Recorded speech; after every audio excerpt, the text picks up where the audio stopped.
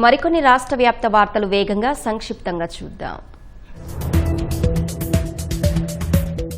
నెదర్లాండ్స్కు చెందిన స్టార్నెట్ engineering company ప్రతినిధులతో మంత్రి నారాయణ సమావేశమయ్యారు. కృష్ణానది ఒడ్డున అమరావతి ఐ పేరుతో దేశంలో అతిపెద్ద జైంట్ వీల్ ఏర్పాటుకు ప్రభుత్వం నిర్ణయించగా ఈ ప్రాజెక్టు నిర్మాణంపై స్టార్నెట్ ప్రతినిధులు ఆసక్తి చూపినట్లు మంత్రి వెల్లడించారు.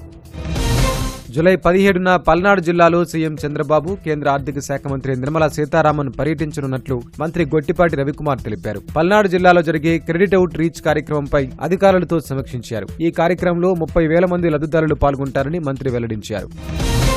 రాష్ట్రంలో తీర ప్రాంత అభివృద్ధిలో భాగంగా 3 గ్రీన్ ఫీల్డ్ పోర్టుల ఫేజ్ 2 విస్తరణకు ప్రభుత్వం ఆమోదించిందని మంత్రి బీసీ జనార్దన్ రెడ్డి స్పష్టం చేశారు. సీఎం ఆదేశాల మేరకు భూసేకరణకు పరిపాలనా అనుమతులిచ్చినట్లు తెలిపారు. మొత్తంగా 6,248.54 ఎకరాల భూసేకరణకు 1,638.52 కోట్లు మంజూరు చేసినట్లు వెల్లడించారు. రాష్ట్ర వ్యాప్తంగా పాఠశాలలో చదువుతున్న 43.30 లక్షల మంది విద్యార్థులకు కంటి పరీక్షలు నిర్వహించనున్నట్లు మంత్రి సత్యకుమార్ యాదవ్ తెలిపారు. దృష్టిలోపం ఉన్నట్లు గుర్తించిన వారిలో 2.50 లక్షల మందికి ఉచితంగా కళ్లద్దాలు అందజేస్తామని వెల్లడించారు. ఇవాల్టి నుంచి ఈ కార్యక్రమం ప్రారంభమవుతుందన్నారు.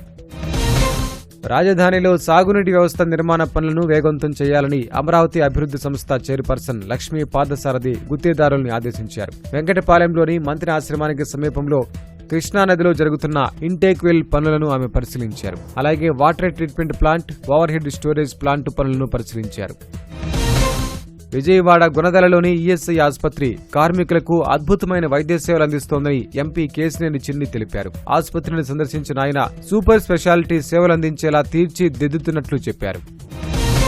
భుజానికి శస్త్రచికిత్స చేయించుకున్న ఉప ముఖ్యమంత్రి పవన్ కళ్యాణ్ త్వరగా కోలుకోవాలని ఆయన వీరాభిమాని ఈశ్వర్ పొర్లు దండాలతో మొక్కు చెల్లించారు. తిరుమలలోని జపాలి ఆలయంలో మొక్కు చెల్లించి ప్రత్యేక పూజలు నిర్వహించారు.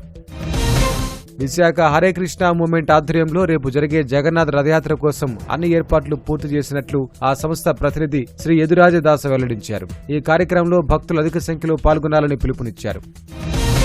చిత్తూరు జిల్లా వ్యాప్తంగా దాడులు చేస్తూ ప్రజలకు దడ పుట్టిస్తున్న పలమనేరు జగమర్ల అటవీ ప్రాంతంలోని ఒంటరి ఏనుగును అటవీ శాఖ అధికారులు బంధించే ప్రయత్నం చేస్తున్నారు. ముసళ్లమడుగు ఎలిఫెంట్ పార్కులోని కుంకి ఏనుగులతో ఆపరేషన్ టస్కర్ చేపట్టారు. ఒంటరి ఏనుగుకు ఆహారం ఏర్పాటు చేసి రప్పించే ప్రయత్నం చేస్తున్నారు.